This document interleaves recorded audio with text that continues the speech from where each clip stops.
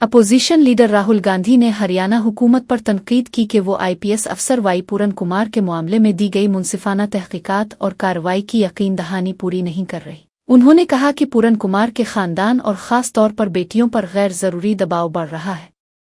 गांधी के मुताबिक वाई पूरन कुमार को कई सालों से इदारा जाती इम्तियाज़ का सामना था और कई अफसरान ने उनका करियर तबाह करने और उन्हें जलील करने की कोशिश की।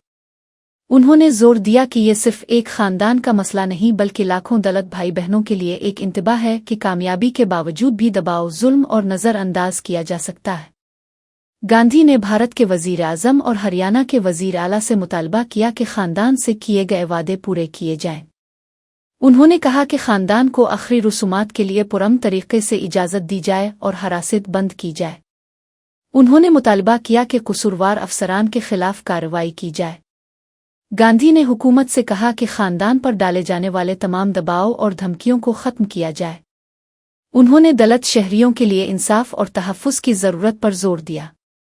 ये बयान सरकारी इदारों में तासुब के बढ़ते हुए खदशात की अक्कासी करता है। इनको कमिटमेंट दिया है, पर्सनली कमिटमेंट दिया है कि वो कार्रवाई शुरू करेंगे, फ्री एंड फेयर इंक्वायरी करेंगे और एक्शन इनिशिएट करेंगे। 3 दिन पहले कहा था, हरियाणा के चीफ मिनिस्टर ने कमिटमेंट दी है और वो कमिटमेंट पूरा नहीं हो रहा है। और इससे जो इनकी 2 बेटियां हैं